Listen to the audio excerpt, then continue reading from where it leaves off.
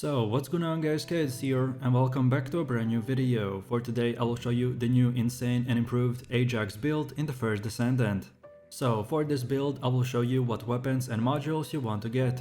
Then I will explain every single skill and show you the best reactor stats and external components. And then lastly we will take a closer look at the gameplay and weapon mods, so you would be able to get the best results and highest damage and tankiness possible and much more. So then let's move over to the build. Ajax is all about providing shields and locking down enemies. You have to play him as very aggressive tank, getting in the faces of your enemies and keeping them engaged with you so your allies can clear them out. The key to perfecting this playstyle is to move around the battlefield, providing cover for your allies while keeping aggression on you. The most important thing to learn to get good at playing him is how the void energy mechanic works and how can you harness it.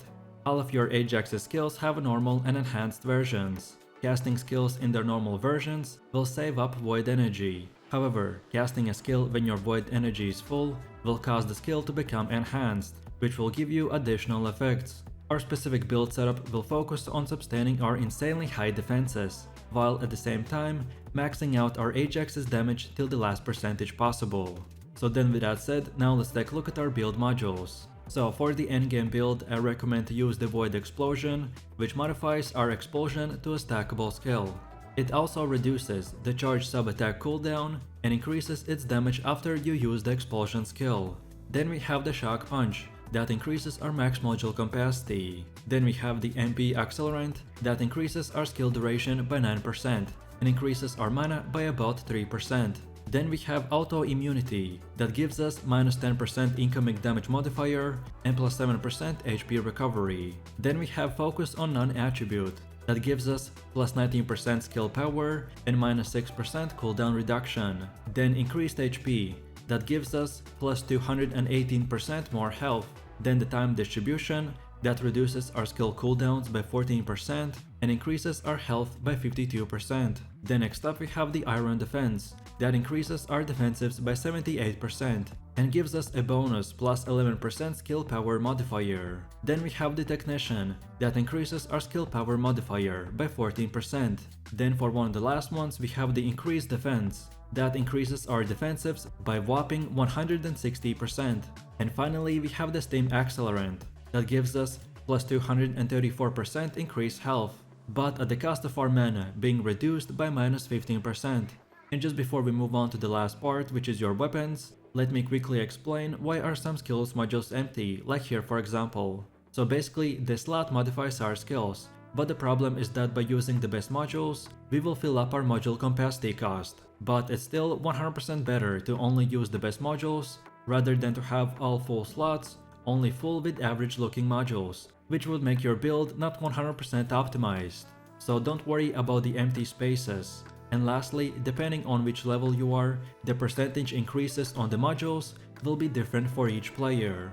Then next up, let's take a look at the best weapons and weapon mods that we should use. So for our weapon loadout, the first one is the Tamer machine gun, that is the new meta weapon for killing bosses in a single target fights. And for the mods, we want to get the Rifling Reinforcement, that increases our weapon's ATK by 32%.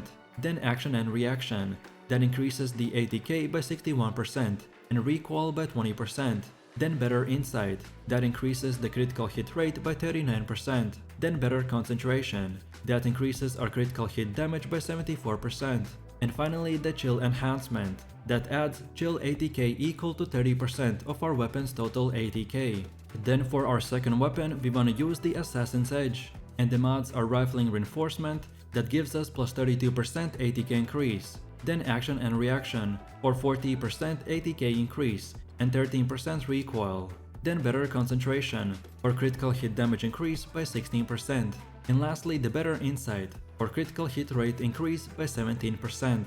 And then finally for our third weapon of choice, we wanna get the Young Noble's Ambition, with mods like the Rifling Reinforcement that increases ATK by 28%. Then Action and Reaction, that gives us plus 19% ATK and 6% recoil. Then Marksman, that increases our critical hit rate by 8%, and ATK is increased as well by massive 1%. Then we get Better Insight for another 8% critical hit rate, then better concentration for 8% critical hit damage, and finally the chill enhancement that adds chill 80k equal to 10% of your weapon's overall 80k.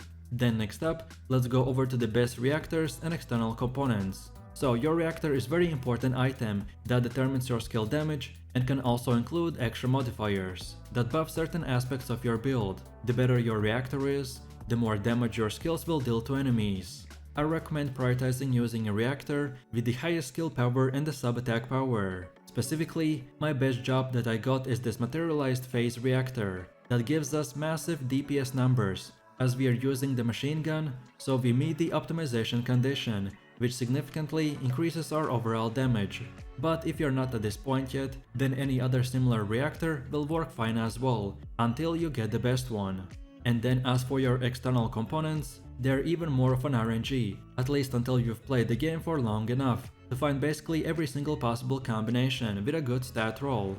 For our build specifically, I recommend use the defensive support auxiliary power that increases our defenses by massive amount. Then the Tom Vanguard sensor that again increases our defensives and a little bit of mana recovery. But as we have two set piece, we get plus 25% defense increase as well.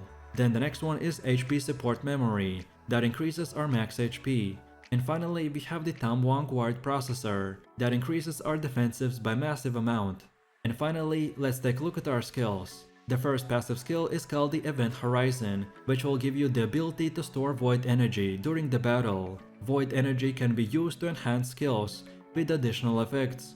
Then our first active skill is the Orbit Barrier, which creates a shield in front of the Ajax. Durability increases proportional to Ajax's HP and defense, and if enhanced, this will reflect damage proportional to enemies hitting the barrier. Then the second one is Void Walk. This skill leaps into the air and lands on the ground to strike nearby enemies by stunning them. Max shield increases for a certain period of time. Then Explosion skill will strike nearby enemies, knocking them back, and if enhanced, knockback range and max shields are increased. And finally we have the Hypercube skill that creates a dome-shaped shield. Durability increases proportional to Ajax's HP and defenses, and if enhanced, it will also reflect damage proportional to the enemies hitting the barrier. As I said at the start, casting skills in the normal versions will save up Void Energy, and when your Void Energy is full, it will cause your skills to become enhanced, granting you additional effects. I strongly recommend you to familiarize yourself with the normal and enhanced versions, and try to form the habit of being tactical about which enhanced skill to use when your Void Energy is full.